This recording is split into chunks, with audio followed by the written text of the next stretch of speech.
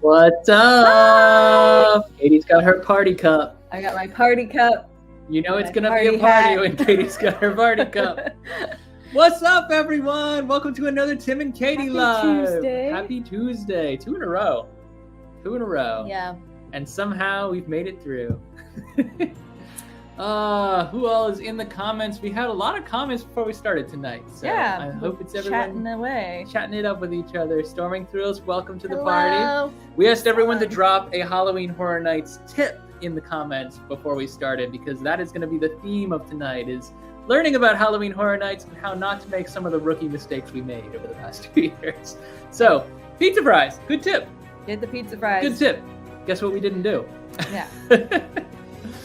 Also, apparently get them from Louie's and not the the truck. Quality varies from place to place. Vanessa is in. Hello. Welcome and back. Chad as well with the 2 tickets to Adventure Camp. We're glad Good you guys are evening, y'all. home. Although I'm sure you'd rather be back on the Wish right now, but Kaylee's Halloween Horror Night tips is to avoid the chainsaws. Good luck with that. Really and truly. But it is a good tip. If you can do it. Connor! What's up, man? or maybe you should look up because you might miss something really cool. There's a story here. There's a story here. We'll get to it. And Justin, interesting. Welcome. Thank you for joining. Yes, it's a bucket hat. And here's one from Vanessa. Don't go during hurricane season. Sad story on that front, but there's a great disadvantage to spooky season in Florida, which is it just I'm pretty exists. sure that Halloween Horror Nights exist during hurricane season. Yeah. But yeah. It's a sad fact of reality. But luckily, they only missed 2 nights, right?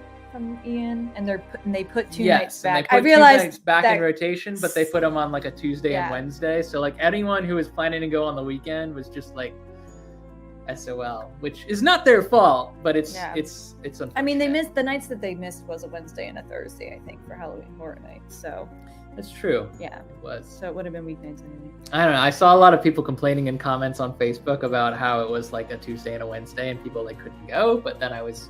But it was a Wednesday and a Thursday. Then you bring up the good point that it's like, well, what did you miss then? Like, what was the issue? Yeah. All right, y'all. Thank you all for joining. Tonight is going to be a fun night. It is. It's always fun. We always have fun with y'all. Always fun.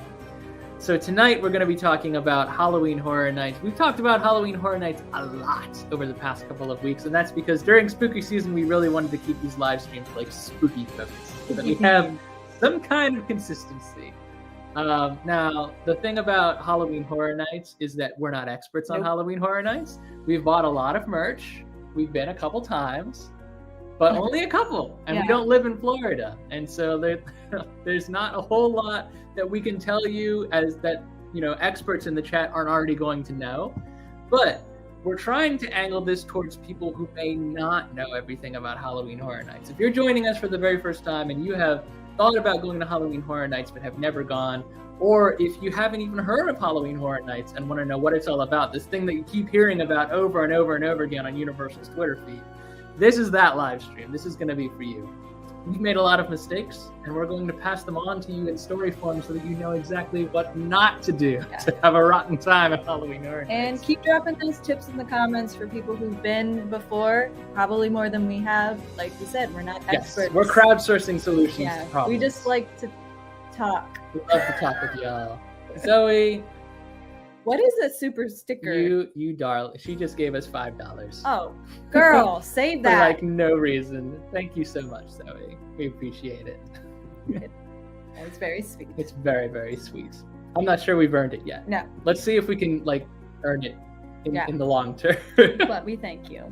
So we'll start the way we always start. Give our socials a shout out. Real Tim and Katie on Instagram, Tim and Katie on Facebook, and timandkt.net on our website. We post a lot of stuff on the website, but we're very behind right now. So please forgive us. Which we probably should just have over and record, because I feel like we do say it pretty much every time. But I promise, it's on my to do. It's on my to do. We've had a busy spooky season. We've had a very busy spooky season, and we're about to have an even busier one, to be honest, because we just got Hurricane Ian just traveled up the coastline to visit us with its remnants. So we've been getting rain. You pointed out. For longer than Hurricane Ian lasted in Florida. Much less severe. Not saying it was more severe. Much less severe. So we're very, very lucky. It's been raining pretty much constantly. But we've had 4 straight days of rain. And tomorrow is supposed to be another half day. So we had a couple of our haunts rained out this past weekend. We're going to have to push them towards the end of the month.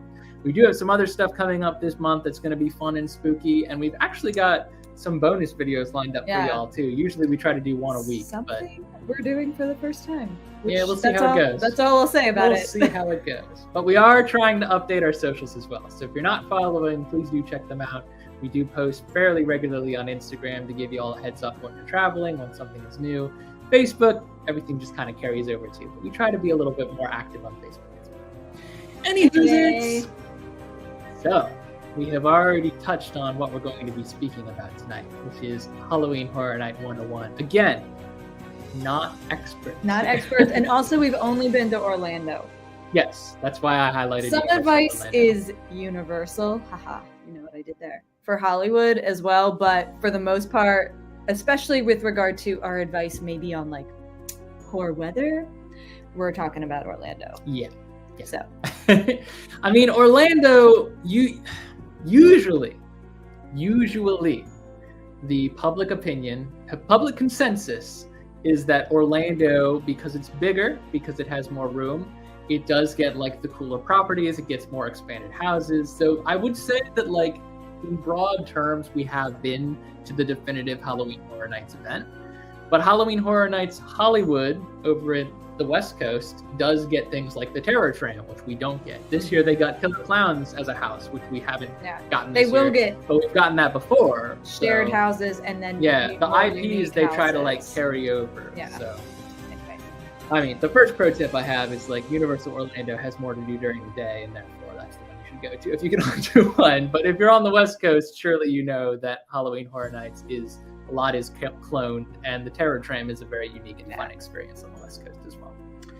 So let's get into Halloween Horror Nights. We're going to talk about everything, guys. Everything that we know. If you have never been to Halloween Horror Nights, your time starts now. Like this is what this is all about, is talking about exactly where this process starts and roping you through all of these different channels and trying to guide you down an absolute labyrinth of decision making that accounts for Halloween Horror Nights. It's nothing like any other theme park haunt you've ever been to. It all starts with the preseason. I don't think anyone here is going to disagree with me on that. Before Halloween Horror Nights is actually up and running, there's about 6 straight months of people speculating on Halloween Horror Nights. There's a whole bunch of meetings that happen behind closed doors at Universal Creative talking about which IPs they're going to pull in, what kind of original houses they're going to have each year. So while they're planning, you should be planning. There's a lot of reasoning for why, and we're going to get into each and every single one. First thing you should think about is the dates. I know this seems ridiculous to think about dates like 6 to 8 months before you go. I know it seems ridiculous to anyone who's never been to think about dates before you even know what the event is going to offer, but you can pretty much count on Universal to be consistently quality entertainment. No matter what they're offering, it's worth going. If you're gonna go, plan to go early. If you know you're even interested, think about your dates well ahead of time. The event dates this year. This kind of didn't go the way I wanted it to on a transparent background, but the event dates this year, and I bring this up for a reason. September, we decided to go, right? Because we actually wanted to coincide with another event, which was SeaWorld's Hallow Scream event, which we really, really liked last year. Mm-hmm. SeaWorld's Hallow Scream event opens the weekend after Labor Day. Halloween Horror Nights actually starts a couple weeks earlier than that. We thought, when looking at the calendar, surely, by the time of the second week of September, which was actually third week of September. Man, it was even worse than we thought. The third week of September, surely everything's going to be up and running. We're going to be able to go to Halloween Horror Nights multiple times. And we did not go one night, which is a mistake we made the first time we went. We weren't able to pack everything in. We really wanted to go on a weeknight this year, and we wanted to go on multiple weeknights, if at all possible, because we wanted to see everything. So we chose the week of September the 11th all the way through the 17th, and we knew we were going to Hallow Scream on the 17th because that event is only open on the weekends. This was the 1 week, as you can see from the calendar. This is the 1 week. They didn't have a Wednesday show. The 1 week out of every week of the operating 2022 calendar. This is the 1 week they didn't have a Wednesday show. We bought Rush of Fear tickets, which is another thing we'll get into, which allowed us to go to every night of the first 3 weeks, which would have allowed us to go consistently again and again, Wednesday, Thursday, Friday, Saturday. We knew we had plans on Saturday, so we wanted to go on Wednesday, Thursday, Friday, and we thought that would have made for a much slower, easygoing, not rushing to get through everything, overall haunt experience. That didn't happen for a couple of reasons, but the primary reason is because we didn't have a Wednesday to work with. If we had, I think we would have been much less rushed on Thursday.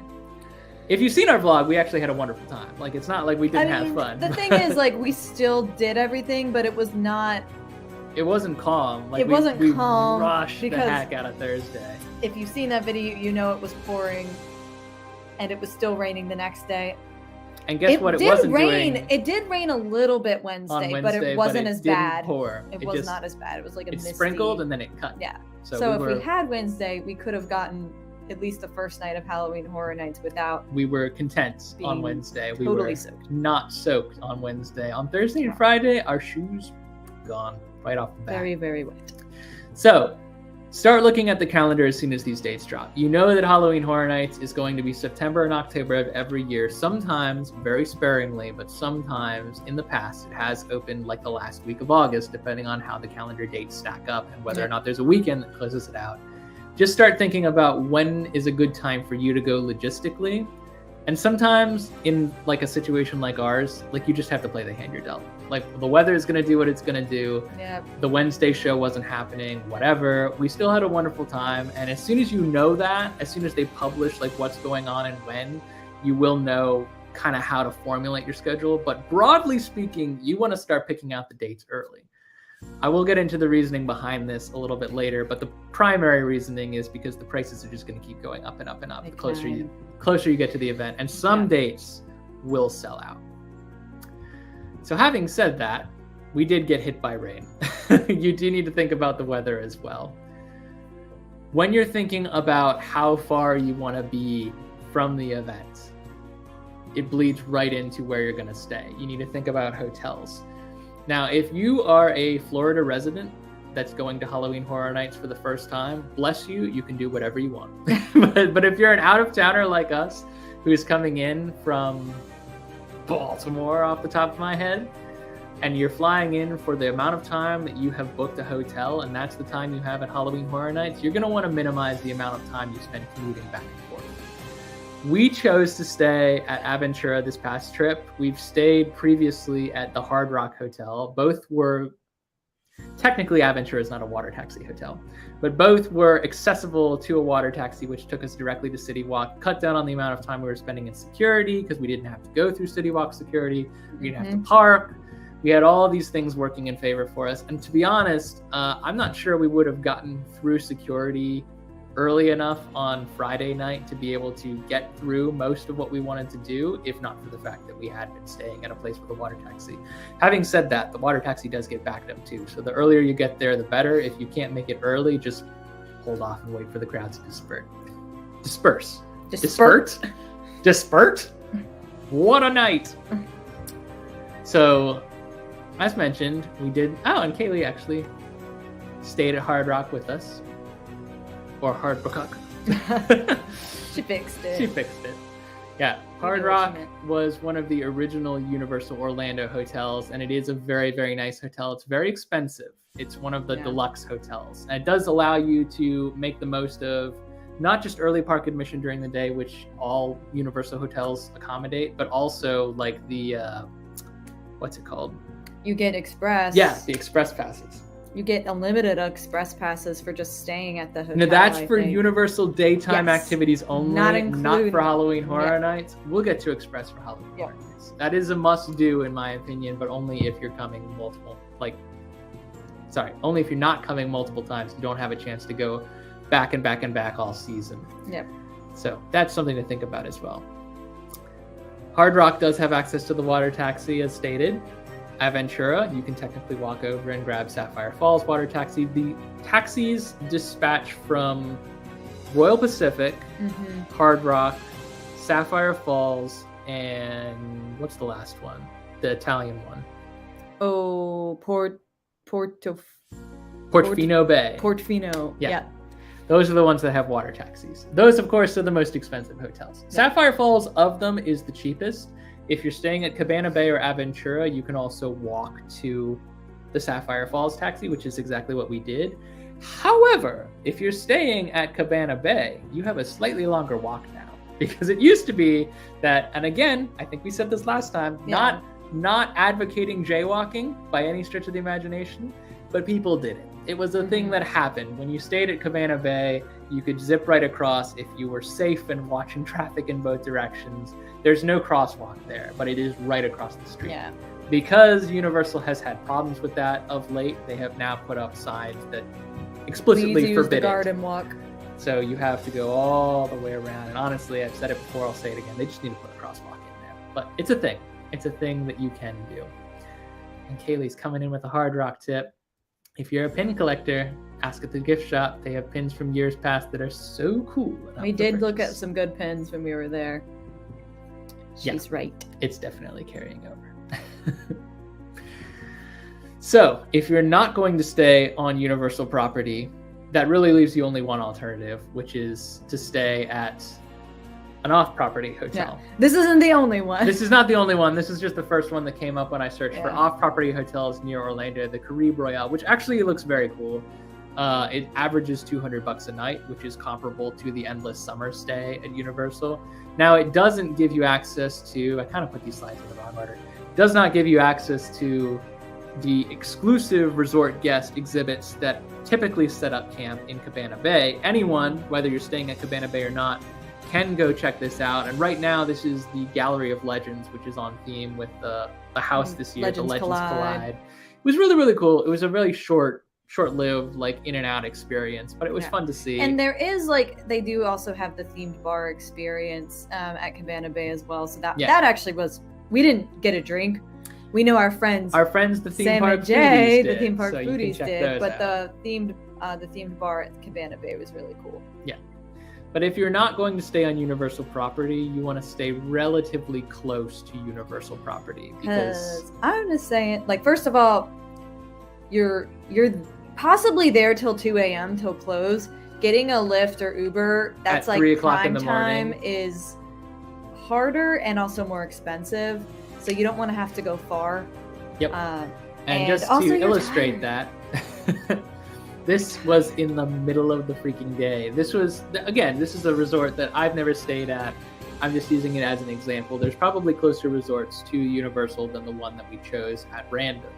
But this is a price estimate of Lyft going from that hotel, the Caribe Orlando, to Universal Orlando. It's only about a 10-minute drive, and it still costs $18 for the smallest possible. If you've got a group of 4, if you're going and you're not, or if you are carpooling, I guess, but if you're rideshare carpooling, This price just keeps going up and up and up the later it gets in the evening. Yeah. Not to mention that whether you are dropping someone or parking, when you come into a Halloween Horror Nights event, if you don't get there early, and I mean like at least 3 hours early, that line is going to start backing up at the toll booth pretty early on in the evening, and it's going to be a nightmare to get in and out. So all things to think about when booking a resort. If we know we're going to Halloween Horror Nights, it's very, very difficult to convince us not to stay on property. Because it's just, Katie, the big thing is what Katie already mentioned, which is you just get tired at the end of the night. It's 2:00 in the morning. You make your way back to the resort. You can collapse into bed. If you had to drive a car at that time of night, which a lot of people do. Our don't get friends me wrong. who did were like, bye at 11:30. Yeah.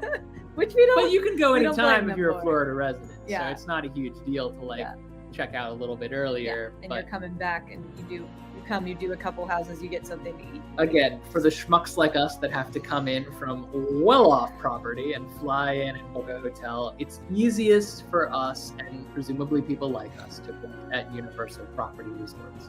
It's just going to be a much smoother experience on the front end and the back end. And sometimes they do bundle tickets. If you're buying like day tickets, if you're not a pass holder, they'll bundle like tickets with hotel reservations. Did you have anything in the presentation about the hotels having like late night snacks? No. So you can mention that if you No. want. Not all of them do, though. No. That's I key think to mention. there were at least two, I believe Cabana Bay and Adventura We're offering were snacks offering like at around 2:30 in the morning. very basic, but kind of grab and go snacks, because most of the restaurants and bars and everything are closed, but they start offering them, I think at 11:30, and they'll carry on until I think 3 a.m. So when you're coming back, because those food booths will close sometimes a little earlier than At 2 Halloween o'clock, Horror Nights. and if you're trying to get something right at 2 when you're walking out, you might not be able to. So if you're hungry, so we thought that was nice when we were staying at Aventura to grab like a warm pizza. They had we got chips, pizza 2 nights in a row because they were personal size. Yeah, candy, Carried us through the morning.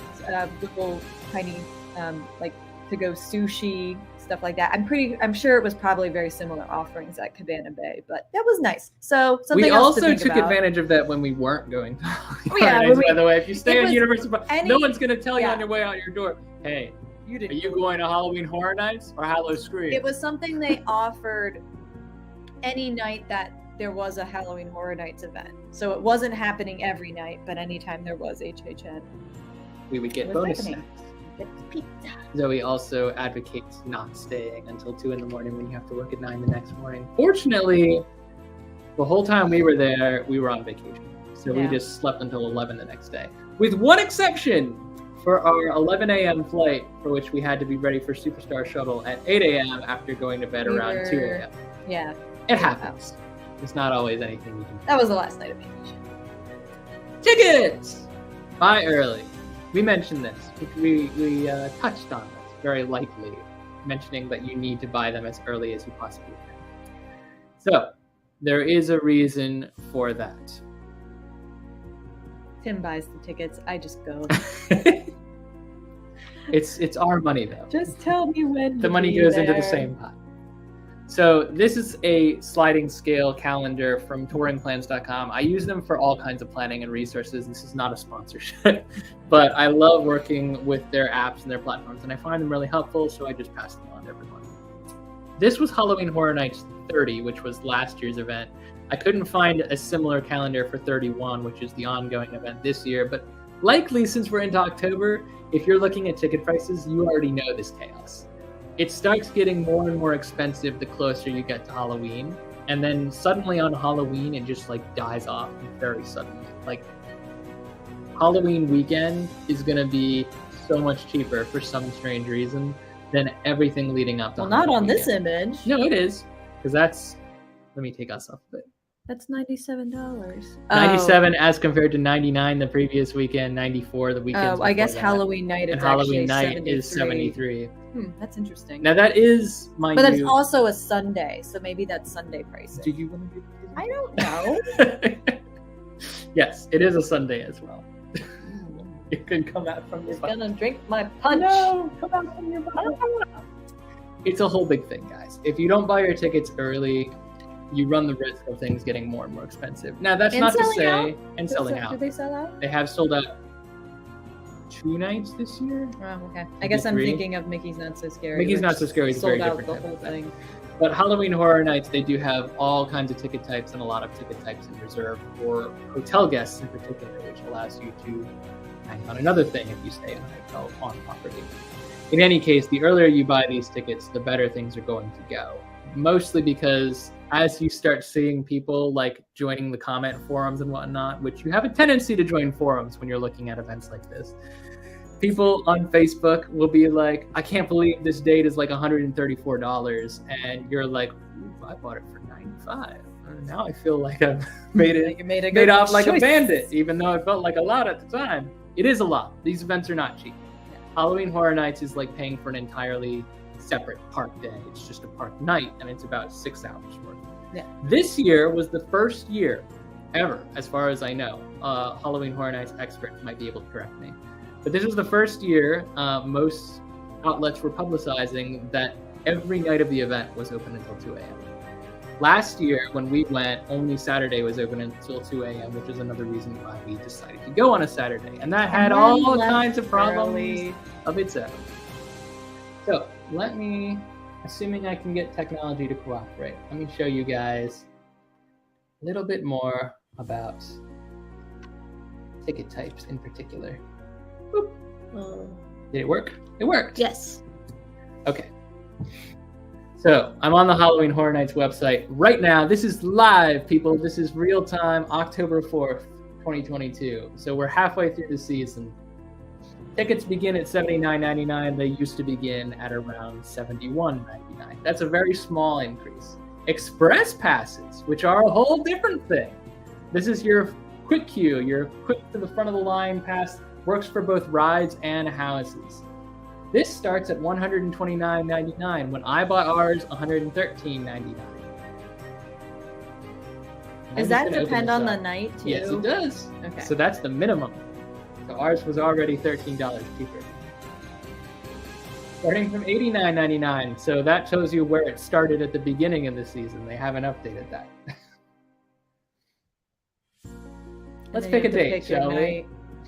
Saturdays are now $219.99. This is for Express. Consistently. Yes, this is not a single night ticket, but this is for Express, which we used to get through the houses every year. Oh. Yeah, these keep bumping up. Like, these do not chill all season long. They keep going up and up and up until Halloween weekend, and then look at that, $169. I'm telling you guys, we paid $113 for ours. Per person, it wasn't nothing. But it wasn't $189, $219, or even $169. And we went on one random $150. 2 weeknights. We did. Wednesday and Thursday. But these are also weeknights for Thursday and Friday we did. Thursday and Friday, yeah. Yeah, that's what we did this year. So that's Express.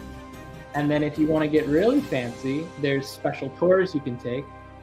Unmasking the Horror Tour is like preview during the day, which is not included in Halloween Horror Nights. Does not count. You got to go to that separate. So you got to show up during the day for that. RIP tour, you get enough friends together, you can whisk through the houses. This is the ultimate way to get through as many houses as many houses in one night as possible. What is wrong with my speech? But they note right there that doesn't even include it doesn't include your ticket. Admission. None of the add-ons for the express passes and whatnot, none of that stuff includes your day ticket. So this is all stuff that is on a sliding price scale. Yep. Some of these things we've always wanted to do, like, oh, Jay's in. Yeah, I wanted to say Jay's here so that I could say thanks for my cup. Yes, the foodies bought. If you tuned into our live stream last week, you might have seen our buttons clicked with Jay and Sam being beers and buying us drinks. So thank you all for that. Thanks for my cup. But Jay said he wanted to do the RIP tour. We also have wanted to do the RIP tour. I don't think it's wildly different than the regular event with express passes, save for the fact that you get whisked to the front of every line, and the tour guide will backfill information on how the houses are set up. And it's also not sure, but I think you get like some separate entrances into the house, so you might not have to hike it forever to get back to the Legends house. You still have to do some hiking. There's some hiking. This is not the most wheelchair accessible of tours. No, we have not done RIP tour, so I'm just guessing because I feel like they have like separate lines they go through sometimes. So you might not even. You might get like it's like express. There's also scare actor dining, which our friends the foodies have done. Actually, a couple people we know have done scare actor dining. Ahead of ourselves? No, not quite. Oh. And frequent fear passes, which are good for multiple nights. Mm-hmm. Now, what we bought is no longer available, which is the Russia Fear passes. Those were only going to be offered for the first half of the season. We're in October now, so you're not going to see those tickets pop up anymore. Those were much cheaper to do multiple nights with a Russia Fear pass than it was for two people, the two of us, to do 2 single nights. So you really, like, early as possible. I've said this earlier on. I'm going to say it again because I can't stress it enough. As early as humanly possible. If you know you're going, start looking at dates. Once you know your dates, look at the tickets, figure out the math. Yeah. See what makes sense. Yeah. If you want to go more than once in your trip, you may consider that, what was it, Russia Fear? Russia Fear. Russia Fear is what we did. Yeah. Also, Chad and Vanessa say there might be pre-event food and dinner with RIP as well, which would be that you make some of the money back right there. Did you say hi to Crystal? Crystal! Hi, Crystal! What's up, Crystal? Thank you for joining. Crystal knows Halloween Horror Nights backwards and forwards at this point, as do the foodies. Yeah. We have a lot of Halloween Horror Nights friends in the chat. So, having beaten tickets to death, we scared you with money talk. So, we're down to speculation at this point. We're still in preseason as far as our planning process goes. Speculation at this point, they've dropped the event dates on us. They know when they're going to do what things on what night. We know we can start looking at tickets, although sometimes we have to wait for annual pass holder pricing, which drops a little bit later. In any case, we know when we're going. We know what we're going to. Now it's time to figure out what's going to be offered and what we're going to. So, my one big tip here, and we've talked about this on our speculation live. early spooky season live we did, which was a speculation of Halloween. It wasn't early spooky season, it was halfway to Halloween. It was. It was back in May. Spooky season can be all year if you believe it. Cannot recommend enough that you guys follow Horror Nights Nightmares. It's all over the place. Twitter, Instagram, I think they got a TikTok. Most of what they do gets spread to other media sites as well because they are so freaking good at what they do. All they do all year long is speculate on what Halloween Horror Nights is going to look like. They start in freaking January and they already have some inside information by that point that can help them formulate what the maps are going to look like. This helps you plan too. Because if you're attached to a particular IP, no guarantees that IP is going to hold from speculation map iteration 1 to 2 to 3. RIP Stranger Things. Yeah, devastating. But if you are attached to a certain IP that you know is going to be at a Halloween Horror Nights, you can start making out your wish list. You know kind of what you're going to be excited for as you get to the event, where you're going to try to weave to get the most out of your time. And if you wind up going on a Saturday night, no express passes, absolutely packed wall to wall, you know at least what your favorite houses are going to be. And so you work with that plan and you go forward. So speculation is a great way to get excited for the event. It's also a great way to start planning for the event. Horror Nights Nightmares, again, will post speculation maps all throughout the year, and then they'll start broadcasting those. And they're so accurate, or have been so accurate, so close to the mark, the best possibly in the game, that other media sites have learned to just take the speculation map as like the holy scripture of Halloween Horror Nights and start publishing, hey, speculation map 1 is out, these guys just posted it. And we're talking like Walt Disney World News Today will post it. And Halloween Horror Nights does like release like teasers or like little, like one house at a time or a couple houses at a time they'll announce. So I think I know we knew like the weekend was confirmed. And the weekend kind of blew that secret a little bit earlier by posting. True, but like the weekend was confirmed. The Legends Collide house was confirmed all before like the 2 headliners basically were confirmed first, and then everything else branched out from there. Yeah. Skate Charlie, you are not late. You are just getting started. Yeah. We are just getting started. We're doing great, guys. I'm gonna go get my 4th cup of coffee. It's a party. You don't drink coffee. I don't. I do not.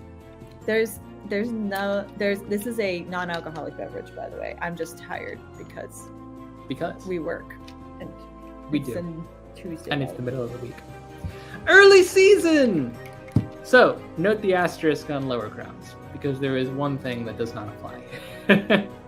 Lower crowds, fewer kids is typically the song of the early season. You go a little bit earlier, you have access to all the same stuff. Typically, though not always, they don't introduce something crazy towards the end of the season. It's the same event all the way through, which allows you to kind of pace yourself. If you're a Florida resident, the world is your oyster here. Yep. Early season, Bless you. easiest time to go and be the first and front line to see everything, but later in the season you've already seen everything. You can keep going back at your own leisure and do whatever you want.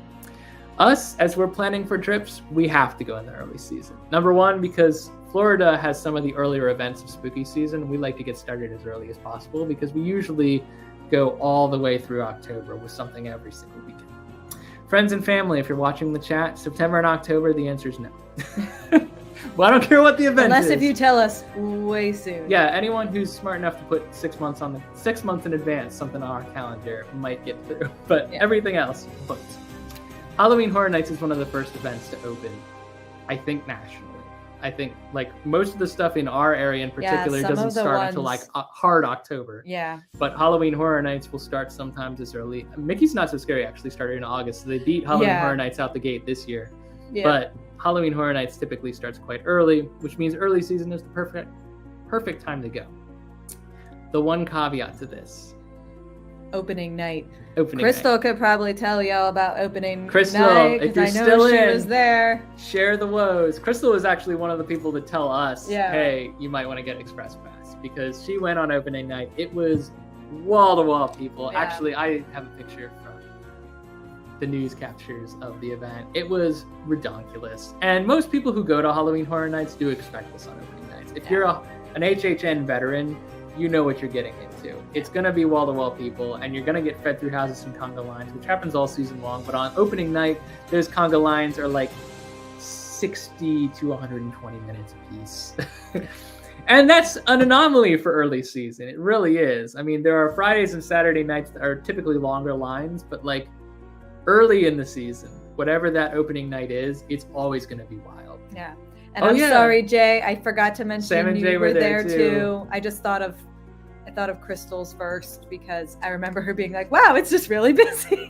I think you guys were focused a bit on the snacks. Yes. That night, so.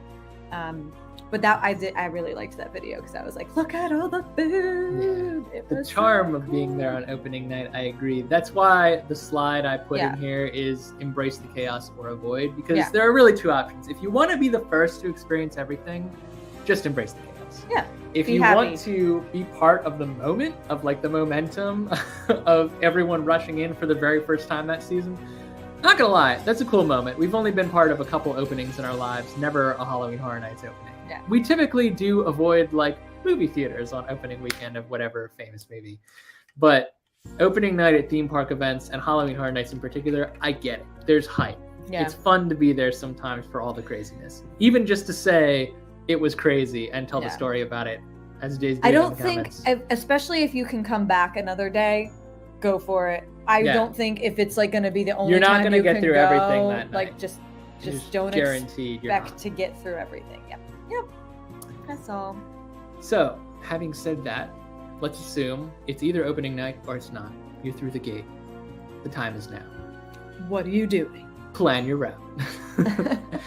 This is where all the speculation comes into play, right? You gotta come with a plan. So our number one must-do that brought us to Halloween Horror Nights in the first place was from Halloween Horror Nights 30 last year, was The Haunting of Hill House. Probably our favorite TV show of all time ever.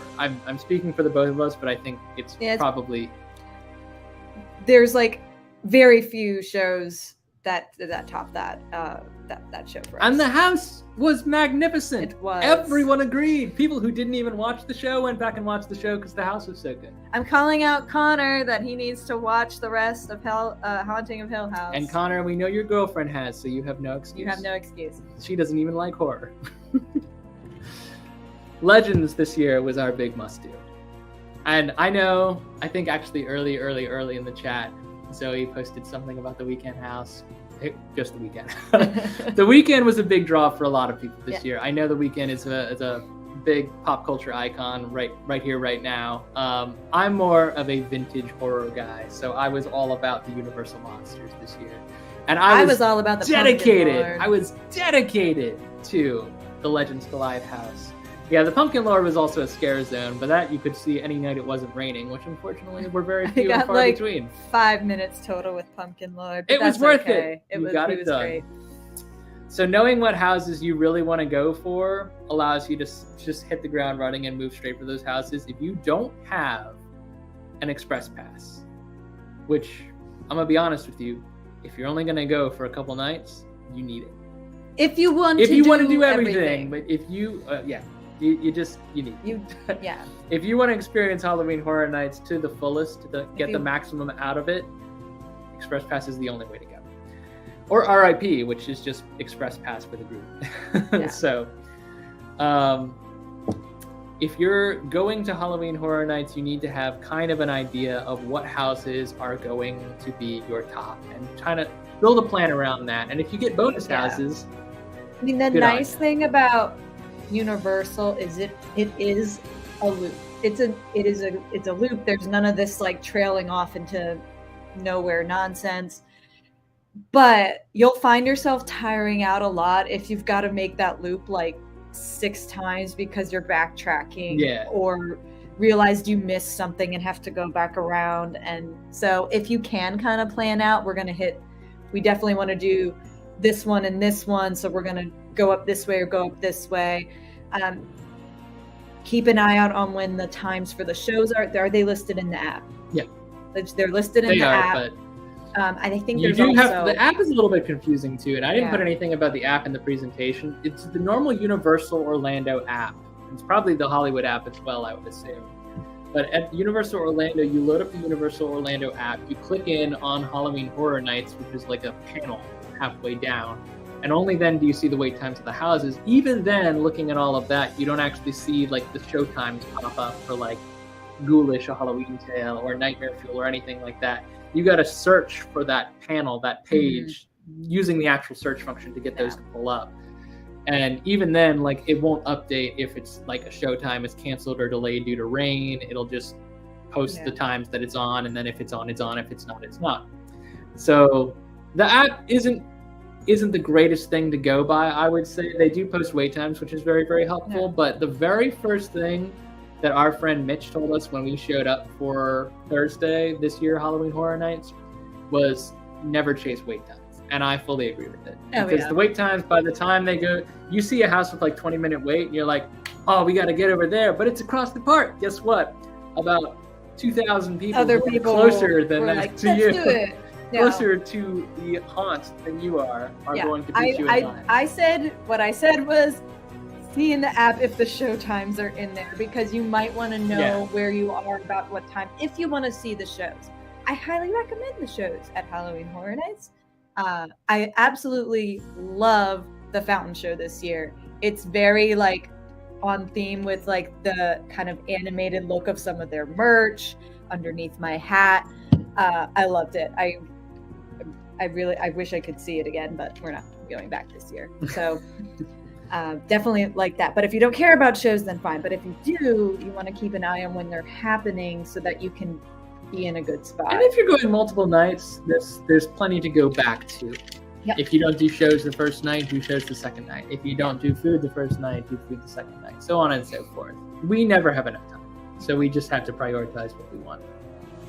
Ooh. So I'm seeing I have like abandoned the comment section from here. Jay. So, and everyone else. So Legends was Zoe's number 6. Which is an atrocity, but I will forgive you. It's okay. Because she's young. Yeah. The Epic Adventures She joined. said she goes back this year, her rankings will change. Yeah, the Epic Adventure, welcome to the stream. Congratulations on your job congrats. offer. Sam's favorite house was Halloween. Oh, Sam went through Halloween. Yeah, it was in the vlog. I'm sorry.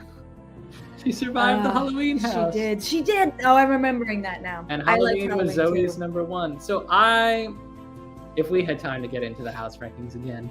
No, we did that last time. Really liked the Halloween house. I don't actually care that much for the Halloween movie. Really like Elm Street, like Friday the 13th a little bit lower, and then Halloween is at like the bottom of the rung of like Psycho Killers. For me, personally. But the house... We did like the house. I did like the house. And The Weeknd was her #1 until she did Bugs and Halloween last. And With me. I thought it was going to happen, and then it didn't, and then it just came for me. Bless you. Anyway. Sam did most of the houses off camera. Well, we are very proud of Sam because we know they're not her favorite thing to do. Maybe she's turning around. Maybe she'll realize that she likes a little spook. Sometimes. That's how Kaylee didn't know she was gonna like them. It's true. Kaylee is a veteran haunter now. All right, I do want to get back on track because Jay said something that I think is very important. Yes, he said stay and scream. Is that what you're trying to find? It is. Yeah. Ba-doop. Stay and scream. Yes. So coincidentally, I think that was next. Bada boom. So we've never done stay and scream. Yep. I'll say that right now. All of our advice on stay and scream comes from others who have done it, and that's Day and Sam, the Crystal Palace, Jackie from Super Enthused. I think Zoe did Stay and Scream too, but Zoe, if I'm wrong, please correct me. It's a different approach. So it's basically Stay and Scream. You get shepherded into a holding area. It means you've been in the park earlier in the day for whatever reason. Maybe you had a full park day, or maybe you had half a park day, or maybe you just showed up 3 hours, which was our intent, and just shepherd yourself into a holding area where they let you, basically you're in the park when the event starts and they let you loose. They clear out the day traffic and then they let you loose. So Stay and Scream is a great way to get ahead of the crowds at opening, but it's not necessarily a gimme that you're going to get through everything either. It just allows you to go a little harder and for a little longer. And the reason I say here, go harder, go later, is because if you don't do Stay and Scream, you really will find yourself pushing until 2 o'clock in the morning trying to get everything done. So Zoe did say she did Stay and Scream for the weekend. And only the weekend. No, she said this year it was the weekend. Yes, I know. Beetlejuice last year. Yes. Look, that must be Sam doing the theme park foodies. She conquered her fears. We're proud of you. We're so proud, Sam. Yeah, just as Jay said, great way to get low wait times without having to use the Express Pass because you're the first one in the park. You're literally the first people in the park for this event. Yeah. You can get through it a little bit faster. It's a lot easier. It's kind of, sort of, I guess, like rope dropping, but you do still have to have a plan. Yeah. Like you have to know which one are you gonna gun it for. Right. And having that plan early makes it a lot easier to get done a lot more, which is a nice perk of Stay and Scream. Also, yes, doing it on weekdays means you have to be in before the end of the school day, the work day, whatever. It's a little bit harder to get through everything. Which is another reason why, by the way, we talked at the beginning of the live stream about weekends versus weekdays and how Ian knocked out 2 weekend days and they added 2 weekdays. And so a lot of people were like, man, I can't get off work. How am I going to make it for those extra days? I'd planned to go on the weekend. So it's tough to make it if you're not on vacation. If you're a Florida resident, you're there for like whenever. But the good news is you can go as many times as you want on the weekends. So it kind of like evens out because you don't have to do everything in one night. We have to do everything in one night. You kind of pick your battle.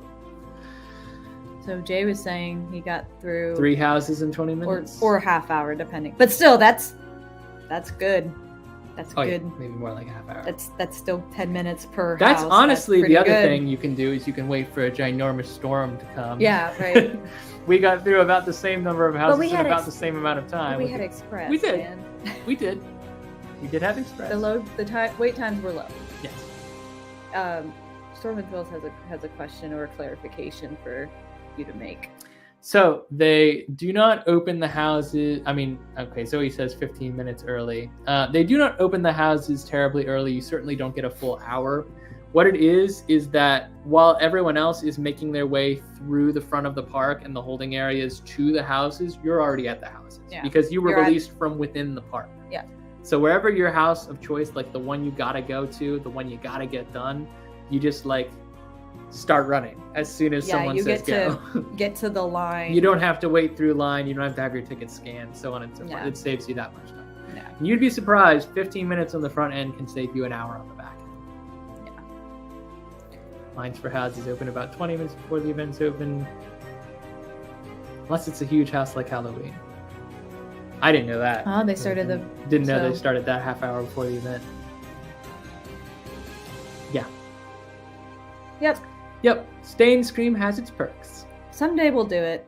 Someday we will. We almost did it this year, but then the rain messed us up. Well, and also we wanted to go to the Cabana Bay Gallery before the first going. Night. The second night. And then the second night we just didn't. The second night we didn't even enter the park until like 9 o'clock because we got through everything in one night house-wise, and we felt like we didn't have to rush through the second night. So we were just like, you know what? We'll go when it stops. It never stopped. It didn't. It kind of stopped at like 10:30. But it got lighter. It was easier to manage. So to clarify, Jay says it's not like the houses open early. They just let you get in the lines. Right. Earlier. Hold your place. Yeah. Talking of houses, we can speak from experience on this one, I would say. They're open rain or shine, with the exception of anything that gets flooded because it rains so hard. Depends on how much rain is coming. If you get rain too hard, yeah. But they still, I mean, it was only maybe an hour that the Weekend and Legends had to wait. Yeah. It was not that long, and they were certainly open, I think, long enough. Right. But yeah. So this is Bugs Eaten Alive. We're into, at this point in the presentation, the talk of like what happens at each event, what you can look forward to, yada yada. Houses are the big draw of Halloween Horror Nights. If you're on this live stream and you've never been to Halloween Horror Nights before, and you don't know what haunted houses are, and you've never heard of this event before, I don't know how you found us, but good on you. This is what the event is mostly about, is the houses. The big draws are the houses where all the production value lives. The scare zones are super cool. Most of the production value. All of the production value. The scare zones are like a whole secondary tier of production value. They're great. I'm not saying they're not. In fact, we're going to talk about scare zones now. According to our friend Mitch, the scare zones actually used to be a whole lot like bigger and badder or scarier. I stand by my statement. Haunting of Hill House was like walking through the Haunting of Hill House show. Oh, yeah, Halloween was better than walking through the Halloween movie. Better. Fight me. But this is why, I mean, Universal is a movie production studio at its core. Like, it uses the profits from the park to finance movies and vice versa. So you can imagine that what the rights to the IPs that it has as a movie company, and then like the production elements that they can move or migrate from Hollywood, which is an actual production studio, into Halloween Horror Nights. In Orlando, they build everything from scratch, and I'm sure they reuse stuff from year to year if there's and stuff will, like, houses do come back. Like, this wasn't the first year they had a Bugs house. I can't confirm or deny whether they reuse stuff, but the concept of a bug house is not so brand new. It's been a few years since they brought it back. Yeah. And we definitely have seen a Halloween house before. Yes. Not us, but the event. So it's not going to change anything, Jay. I mean, you can't make me love Michael Myers just because he's an icon. I haven't seen Halloween, so maybe I can convince Tim to watch it. But I am, for the sake of me, I consider finally myself seeing the movie to be. I'll watch it with you if you want to watch it. I don't hate it. I just don't love it. Just for the sake, like, I've seen. Well, actually, you know what? I haven't seen. Friday the 13th I ran either. Katie through Nightmare on Elm Street. Yeah, that's his She's favorite. Still never seen Friday the 13th. No, I saw Freddy vs. Jason. Because that was part of the Nightmare on Elm Street franchise. It's actually not bad. But the Nightmare on Elm Street franchise was always like my go-to. And then like Freddy, a close second would probably be Child's Play. And I was going to say Chucky. Chucky is great. Which I haven't seen. I saw the remake. One with Mark Hamill. Yeah, it wasn't bad either. It wasn't great. Like, not great like the originals, but it wasn't bad. Anywho, Anyway, houses. If you're going to Halloween Horror Nights, you're going to see houses. If you don't love houses, there's other stuff you can do, though. And we know a lot of people, actually Jay and Sam, are split on, like, Sam doesn't love all the houses. Sam Jay liked loves the scare houses, zones, but Sam also faced her fears this year. Yeah, so. And we're very proud of her. Scare zones, I label as where the freaks come out. Why? Because the houses, they don't chase you. Scare zones, sometimes they do. Yep. They are mobile in the scare zones. You can get up close and personal with them. You can talk to them. You're not being rushed through like you are a house where the production value is really high and they have to get thousands of people through the conga line. This is just like a roaming area where you can be you and they can be them, and you interact how you interact. You can go through as fast or as slow as you want, as many times as you want throughout the event. It's also a great chance to catch a picture of the Pumpkin Lord, which we saw for all of an hour and a half this year. Not even an hour and a half. I mean, not with the Pumpkin Lord, but he was out for an hour. He was only out like a little bit. But Jamie and Ari, what's up, guys? Hey, we love scare zones. There is definitely some, there's budget in there. You have the music or creepy sounds. You have, of course, the fog. That's where you're going to see a majority of the fog in Halloween Horror Nights is through the scare zones. So if you make the loop at least once, you'll hit every scare zone at least once. But and bear in mind too that at Halloween Horror Nights, if you are not a haunt veteran and you are a little jittery, you will find that there's no way to cross to certain areas of the park without interacting with someone to scare. This is a haunted event, and it's designed to be a scare all the way around. So the scare zones are also like stuff you kind of have to do if you want to do the other stuff. But it's more fun. It's more interactive than some of the houses too. So there's always reason to go exploring and seeing what's there. And there are, so we heard from actually my cousin who'd been going to Halloween Horror Nights for probably like 15 years or something. She said that they used to actually have like no breaks in, like, it wasn't really so much scare zones, it was more like anywhere you walked around the park. Like, I guess still to this day, no one has used Scaratory in their branding. Bled into each other a little bit. So basically, like, you'll know there's like areas of the park where there's no scare zone. There may be like some spooky music, but it kind of is a break from that. But apparently it used to be like, you can escape the scares, which I think would be, I'd love to see that someday, but I can also understand why they may not have the budget for that anymore. And also some people just need to take a breather. So I get that. Sam agrees that in the scare zone, she feels less confined. Yes. That's true. Oh, you can 100%. run. They might chase you. Yeah. But, you're not but stuck. You can run. You don't not have stuck to, like, between. You don't have to do this. Walls. Yeah. Also, I missed a couple of pro tips here. Loud noises are utilized a lot for scares, and Sam found earplugs to be helpful. So if you're an easy scarer and you are a little bit more sensitive in the ears, you can always bring earplugs to kind of mute the experience for yourself. This is another pro tip. Freddy is king. I do love Freddy. I was Freddy for Halloween last year. You were! We should have brought a Freddy picture. This year. We haven't had time to go shopping. I know. We'll wind up going back to Spirit recycle. A couple more times probably. But we need to recycle.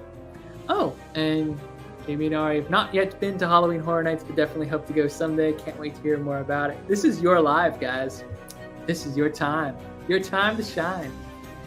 Absorb the info. Shows. It's not just about scares, but some of the shows can be scary too. Oh yeah, I did drop spooky spectacles. I did drop a word on the show. So this is Nightmare Fuel, and I think specifically this is Wildfire. You're not technically supposed to film or take pictures during the show, but pretty much everyone does. I'm not advocating that either. This is not our picture, but it was not hard to find a picture of the show.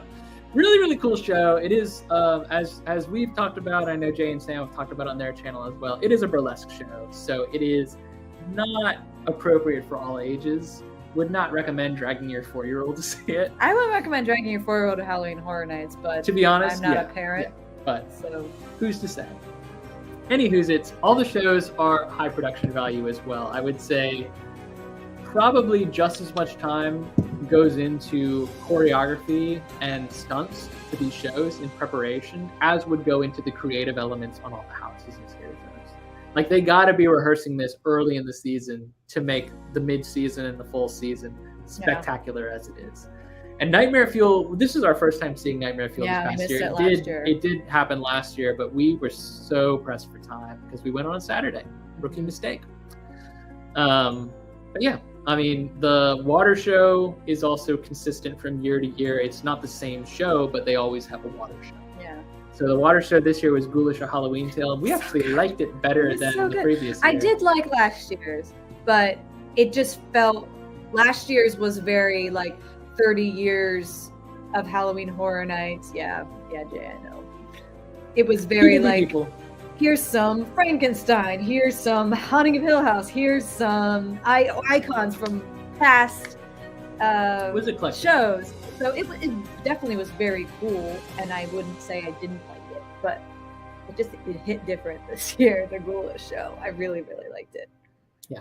So definitely, I think our number one tip, which is coming up, is going to hold through the entire event. If you go multiple times to see it all, you cannot miss the shows. There's no excuse. It's so good. It's so good. The performers work so hard. If it's not your thing, it's not your thing. I'm not saying you need to go see the show or you will die. But if you appreciate... If you're a fan of everything else that's going on at the event, you'll be a huge fan of the shows. You have yes, it's burlesque. There's dancers not always, wearing... but the Nightmare Fuel show is burlesque. There's dancers wearing less clothing. If that bothers you, if you don't like that, then probably don't go. But if you're fine with it and you like acrobats and dancing and fire and all these other and just a very cool story with great music, you'll enjoy it. And Ghoulish is the, like I said, it's the water show. We have a little snippet because the rain did cease in time for us to get one showing. It usually goes off a couple times a night. It only went off like once 4. When we were there. I think it's usually 4. Yeah. They have to wait for it to get dark enough. We got a excellent seat for Ghoulish: A Halloween Tale. We got a couple clips of it in our vlog. We recommend being on, I honestly, directionally, I don't know, but the side where like you're headed to like Eatin and Springfield. That's the only official viewing area. Yeah. So it's the official viewing area because that's where you see the projections on the buildings behind you. Right. And the fountain. If for any reason you're confused about where to stand for the water show, any Universal employee will guide you. There's only one place that's designated for viewing. You can see it from a couple different angles, but really the only angle where you get to see everything is that one spot. And honestly, like, you don't need to line up half an hour early for Ghoulish. Most people show up like 10, 15 minutes early. Or even like 5 walking in. The only reason we wait longer is because we want to find a nice spot to film from. But if you see your show coming up in 5 minutes, just head over there. You'll see it just fine. I got the Ghoulish music in my head now. I know, I love it. Don't forget to eat! This is where I'm glad that Jay and Sam are in the chat. Because they have just made it their passion in life to capture all the foods at all these different events. Halloween Horror Night, believe it or not, has some amazing food. We didn't get to try much of it this year. In fact, don't bother asking us for food tips because we ate a few things. We ate minimal, but we didn't eat the things we liked. Tried the ginger snap punch, which is how I got this awesome cup, which was a 9 out of 10 or 10 out of 10 drink, and we ate some zombie brains, and we ate something else I can't remember, the mac and cheese.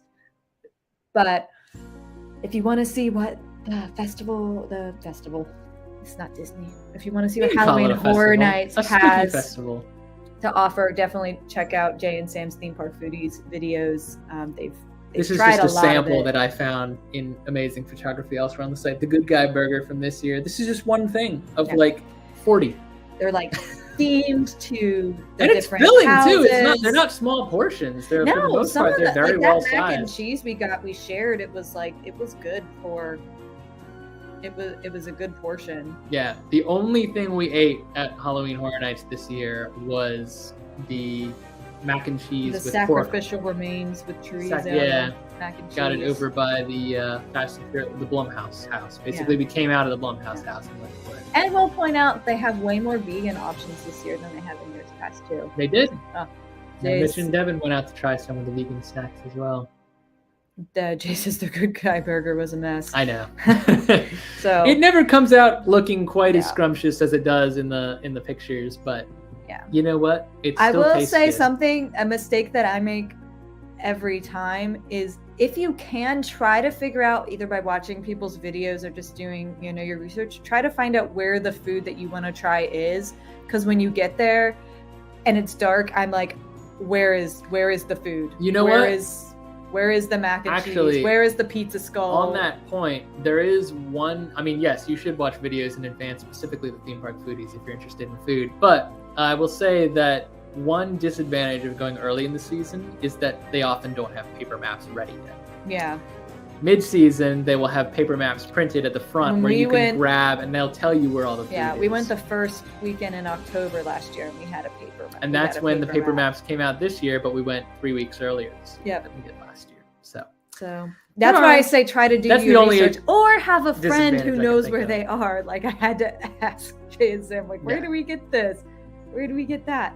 So, yeah. Yeah, the Gravestone Red Velvet Cake we did not get, but we know Jay and Sam did. I wanted to try that. I'm just not the biggest fan of Red Velvet, but I also am not a fan of things that stain my teeth. I was also a little bit afraid that icing would make my teeth all black, but maybe it didn't. I don't know. I mean, at a certain point, it doesn't matter when you're drenched. See, I do. Now I'm like, next year we need 3 nights, so that one night I can just eat the food.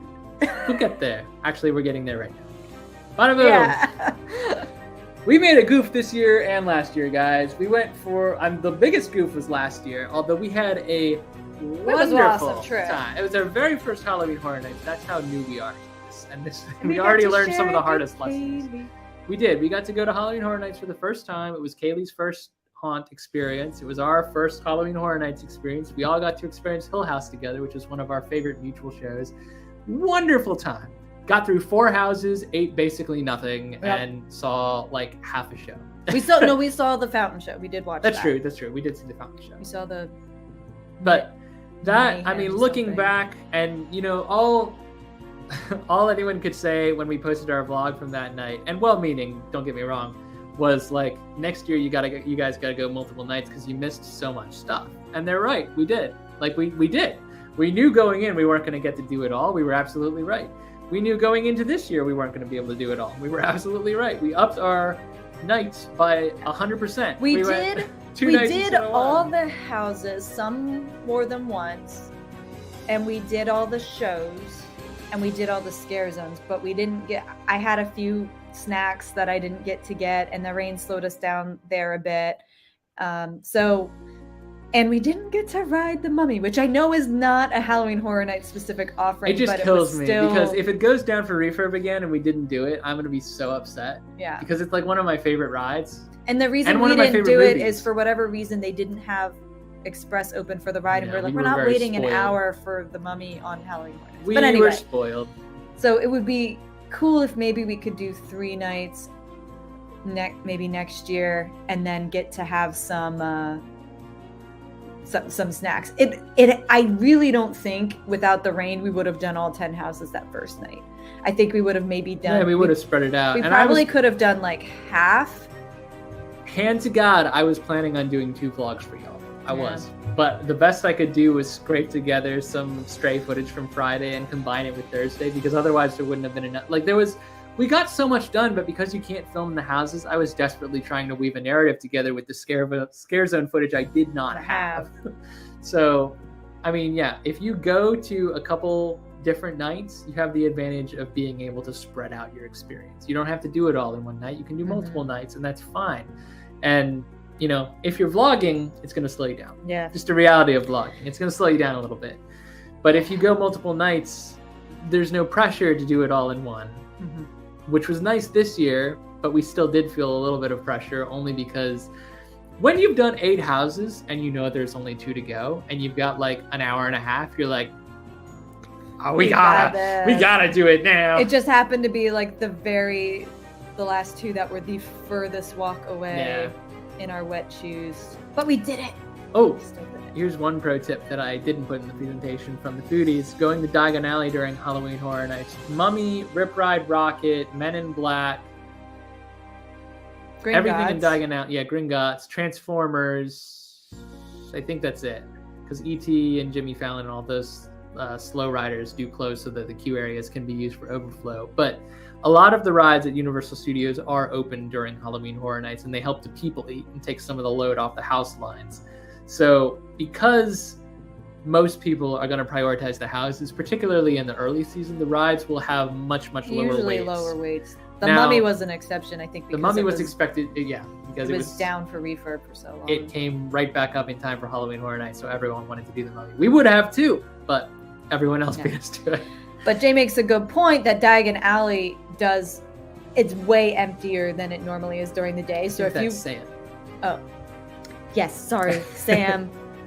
One of the foodies makes a good point that if you want to get like that cute picture of you in Diagon Alley, that's the time to do at it. night. That or wait for Orlando Informer. Yeah. That's a whole other live stream. And I may be mistaken. I don't know if the food in Diagon Alley is open. I don't know if like you can get the food. Someone confirm whether that's something or not we have to have the someone food. confirm for us. But walking around you can do your magic. You can go ride Gringotts without competing for so many, for space. So even if you just want to walk through it and take it all in that night, it's a very good point. I like this. Snack night, house night, show night. Yeah, I think that might be my any plan. combination of the three. But I think like I might have to just do like a snack night next year. It'd be fun. Throw a house in there if the line's not too long. But that sounds fun. Our biggest tip, and I think everyone has already mentioned this at least once. Everyone who's in the chat, I think everyone gets credit for this tip. Avoid weekends where possible. This is not necessarily to say that weekends you're going to have a bad time. It's just to say that on weekends, everything's going to be a little bit pricier on the sliding ticket scale. Prices will be higher. Even if you pay for Express, you're still going to be waiting in a longer line. Yeah, in the Express line than you would have on a Wednesday or a Thursday. It's just the reality of traffic. I mean, a lot of people, including a lot of people in this chat who are Florida residents, know full well that it's harder for them to make it to the event on weeknights because they're not on vacation. Right. They're working the next day. But also their fear passes, depending, I don't know if they include weekends in those or not. I don't know if they're like weeknights only. The Rush of Fear does, but the full season passes don't include certain dates. It's very select. It's not like any one date. Yeah, probably dates they're expecting it to be very popular. Yes. Yep, we like that plan. Next time. So, we're through your first Halloween Horror Nights experience. If you're back again, as many people do, mid to late season, we liken to the Greatest Hits Tour. So this bleeds right into what Jay and Sam were saying about the snack show and house nights separately. If you go more than once, and this was the case for us too, as we had actually been on Thursday night, gone through all the houses, the pressure was completely off on Friday night, where it did rain again. We had things we wanted to do, we still didn't get to do, but we did more of the things. Yeah, we knew exactly what we wanted to prioritize, and it was a much chiller evening, I'll say that. So the Greatest Hits Tour is what I refer to as when you've done it all, you know what your favorites are, you just go back and do them again. Mm-hmm. And I will say, these experiences are relatively consistent, but like, for example, one of the houses we caught during shift change, we didn't see everything. Mm-hmm. Because there were people who weren't placed yet. There were people who were migrating into place. There were people who, I'm pretty sure, now I'll never be able to confirm this because we couldn't film in the houses, but I'm pretty sure I saw someone physically exit and come back in as I'm rounding the corner. As in one person walked out, another person walked in. It happens fast, but the event... But they can't stop the show. Right, there's thousands of people that are trying to get through. So there's not a perfect level of consistency among the experiences in each of these houses, and different scare actors will try to approach things in a different way. Things are timed out, so if you have like 5 people in front of you and you're the 5th or the 6th person behind them, you might get a different scare experience than the person 2 people love. Yeah. So going through multiple times allows you to get the most out of each of these houses. So there's a lot of, I call it re-rideability. It's re-houseability. But yeah, I mean, there's reasons to go back. This was one of our favorites from the trip we took with Kaylee to Halloween Horror Nights 30. Which we did not make it through any repeats last year. Nope. I would have liked to have done Wicked Growth and Hill House again. we were out of time, and we were out of strength. Yeah, because we had just done like 2 haunts the days before. It was a busy trip. It was a busy trip. We didn't make the same mistakes this year. We made all new mistakes. We made different mistakes. The other thing you can do, guys, is you can go with different people. Our first year, as stated, we went with Kaylee from Phantasmic Phantoms. Was a wonderful time. This year, we went with the Foodies and with our friends Mitch and Devin from Our Florida Passport. Also a wonderful time. We Completely also met different up experience. With Carousel of Connor and we Cam. did. Yep. And went through exactly one house, which is the one that Connor was referencing earlier. Did one house and a ride together, so that was fun. Yeah. It was great. There's a whole bunch of different ways you can experience the event new or like with fresh perspective, even having been multiple times prior. Yeah. You can keep going back and back and back with new people, with new timing, with new environmental conditions in our case, and experience things in a whole new way. I think for Sam and Jay, it took them like going like the 5th or 6th time before they had absolutely no rain when they went. Tip from a haunted house attendant: once you're in a house, you got to go through the whole thing. I'm pretty sure that's consistent across most. Oh, like you can't chicken exit. Don't double back. Yeah. You're in it to win it at that point. Fully agree that Hill House and Wicked Growth were the top 2 of last year. But Hill House, like it was where a weekend was this year. It was a hike to get out there. We touched on early on other ways to experience Halloween Horror Nights when we were going through tickets, but just to reiterate, if you have enough people, and you do need enough people to break even on this, it's an expensive experience, but you can do something like an RIP tour, which allows you to, I guess, I mean, according to Chad and Vanessa, you do get a meal, so that will be well worth the ticket price on its own. I hope it's like not like here's cold burger and iceberg fries. Lettuce. Be cool if it was actually like HHN related food. I mean, the RIPs, these tours are organized by group. So you can you pay a set price and you have up to X number of people. I will say, and if someone knows the answer to this, let me know. But I noticed that RIP tour guides this year were wearing scrubs, like top and bottom nurse, doctor, whatever scrubs. And I don't know why. I was like, this has nothing, like it'd be one thing if there was like an asylum themed house and they were like trying to play on that, because then we went to Hallow Scream the next day and they're like, they have a tour, you know, Hallow Scream has a tour too. And they're dressed in as like Grim Reapers with this like cool staff thing that lights up. You may or may not see that on Thursday when our new video comes out. I just don't know. I'm like, why are they in scrubs? Like they're in scrubs and they're carrying like their little like mini lightsabers. I don't, if anyone knows why, but just let me know because I'm very curious. Also, I'm like, I could very easily disguise myself as a RIP tour person. I'm not recommending you do that. I was tempted to just, when we saw people, like, you can always tell if they got the lightsabers and they're wandering around. They're not actually. But no, they're like the little things that help land. Yeah, the plane lights. They're just wandering around with those. It's very easy to cluster up inside that RIP group. Just be like, we belong. Oh, I'm just gonna follow these guys.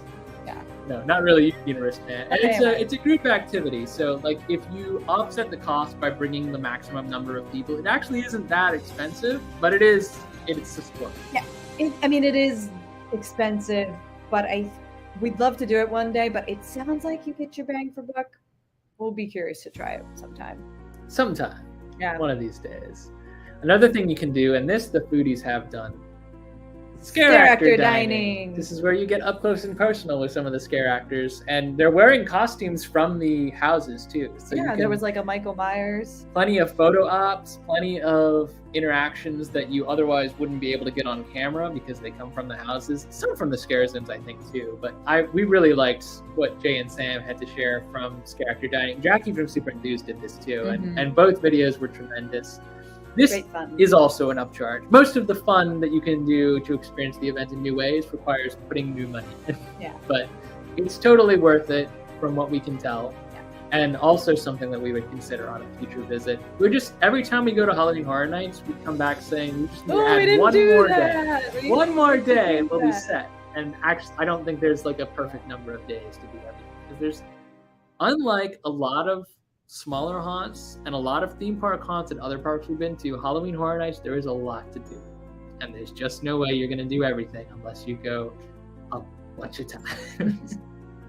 Yeah, we are very jealous of our Florida friends who are just like, well, it's Tuesday and I'm going to HHN. Yeah. I'm like, oh, it's Tuesday and I'm on this live stream. I'm going to tell y'all not to knock on Florida. It's a wonderful place for those who live there. But there are a few times in the year where I say, man, I wish I lived in Florida. Halloween is one of the only times that I'm like, but we have things we love. And we do. We always have area reasons too. to visit.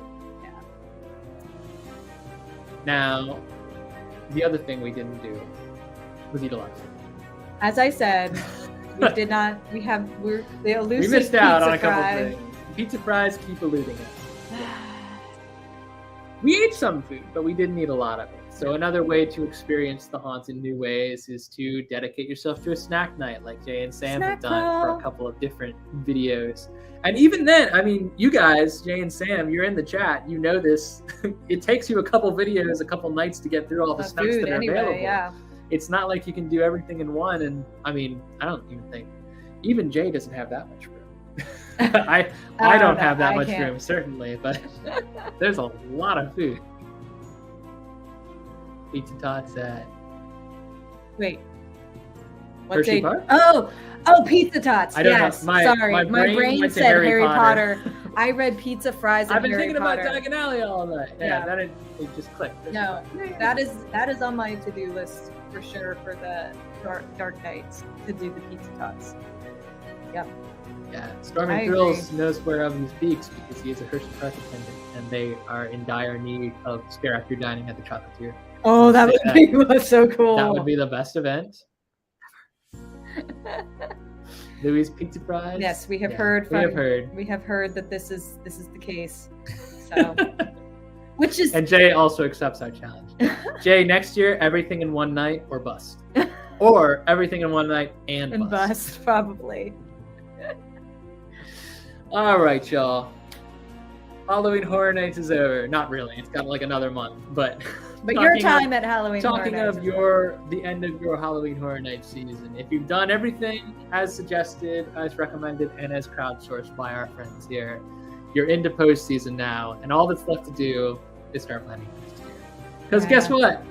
The whole thing starts over again. January of the following year, Universal Creative is back in the boardroom talking about the next ideas for the new haunts. And you should be thinking about when you're going to go. And we're done with Halloween Horror Nights. So just throwing that out there. We're not going back to Florida before the end of this season. But we've already started talking about what Halloween Horror Nights is going to look like next year and how we're going to stagger everything. And it's going to be a little bit tricky because we have less vacation time with more trips planned earlier in the year. Yeah, but and I'm sure we'll find couple a way. of longer trips too. So there's a lot coming in 2023 for us guys. It's going to be really exciting. But as far as spooky stuff goes, we're going to have to stack very carefully. The point is, the earlier you start looking at some of this, the more you plan, the more fun you're going to have. It's worth it. It seems like a lot of work, and it seems like a lot of money, and it is both of those things, but it's so fun. Especially if you're a fan of the spooks. Yeah, it's like if you like spooky things or those certain movies or that it's like a party. It's a party. It is. It's a Halloween. Big party, and it's a big spooky themed Halloween party with like next level production value. Yeah. And we've been to a lot of haunts, and there are haunts, genuinely, there are haunts that we like better than Halloween Horror Nights. Yeah. But it's very, very hard to say that any haunt has measured up to the production value at Halloween Horror Nights because they just don't have the budgets. Yeah. Universal puts everything, like all their heart, soul, and a lot of money into making these events very high quality. And so they are well worth the money for you to go and experience. And I'll say that for Universal. They are always worth the experience. Yeah. Never been like, dang, I wish we didn't do that at Universal. Both times. From both times we've gone, we've not come home. I just meant like in general. I've been like, wow, really wish I didn't go to Universal today. True. Our social spotlight this week is going to seem like a bit of a rehash, but I think we will start it was repeating appropriate. people. No, it was appropriate for this week because the food. Well, how many times did we talk about Sarah? Right. These are people live. that have recommended things to us, that have given us a little bit of insight as we're going, that have in some cases bought us food. Thank you, Sam and Jay. It was an amazing experience this year, largely because people like Sam, Jay, and Crystal, and some of the team members from the haunt scene were reaching out to us and telling us, you got to do this, you got to do this. Yeah. Pro tip, do this. And because they went on like opening night and got in early, like right, we learned lessons. We learned lessons and got to know a few things from them. So they like helped us out. Yes, we've highlighted all of these channels and people before, but if you've not been part of our live streams until now, the Theme Park Foodies are Sam and Jay. They're in the chat right now. They're wonderful people and they cover all things food at theme parks. Definitely check them out. Haunt Scene goes all over the freaking place, not just a Halloween Horror Nights, but one of our friends that works with them is based in the Orlando area and has been to Sir Henry's and Halloween Horror Nights several times this season, has been very helpful in providing insight. And then Crystal from the Crystal Palace just makes it her life's goal to document everything Universal, which includes Halloween Horror Nights, and she gave us a lot of pro tips too. So all of these people are wonderful people, worthy of your follow, particularly if you're a fan of spooky things, but just, broadly speaking, the off-season too. Wonderful content. Yes. And we love each and every one of them. And our next installment. Yeah, I came up with this, guys. Yeah, this was Katie's contribution. This was mine. We want to try and keep it spooky right up until the last live stream. So we've gotten a couple live streams in this spooky season. This will, I think, officially be our last one if we stay on schedule. And we thought that it would be very appropriate to talk about our haunt bucket list and where we might want to go in the future with spooky season. Yeah. We've started to branch out a little bit, guys. Every year we go a little bit further from home for a little bit longer. And one day we'll just have a new home, probably. Probably not at a haunt, but no. We'll see. We'll see. Nothing's off the board. Thank you guys so much for joining us. I really appreciate everyone helping each other out in the chat too. I know that we are not like the experts when it comes to Halloween Horror Nights. No. We've never professed to be. We're not the experts on anything. We really aren't. But we have had a lot of life experiences that have taught us many lessons, and we've learned a lot of hard lessons through mistakes. So our objective all the time when we do these live streams is to start talking about how we can help each other and forming a community and building a better tomorrow through the power of positive thinking. So we appreciate everyone crowdsourcing these ideas and these pro tips and sticking with us until the end. We had a lot of people stick right until the end. Oogie Boogie Bash is high on the priority list. Yeah. I'll say that. We definitely have a West Coast spooky trip soft planned, just not ever executed. I shan't say anything more than that, but I will say that. Yeah. We will not, I don't think, when are we going to Dark Nights? 15. Okay, so it's still coming. It's coming. It's coming. We can't go this weekend because we've got family stuff going on, but we would have gone to Markoff's earlier in the season, which is a local haunt that we really like. Are we going to do another spooky season live, or are we? The next one is it.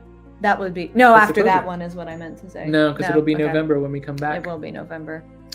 I was gonna say that would be a good live stream topic, Storming Thrills, but I think it's just like position. Our visit to Dark Nights is kind of positioned later. Well, we'll wrap it in. We'll wrap it into the haunts we've been to when we talk about the podcast.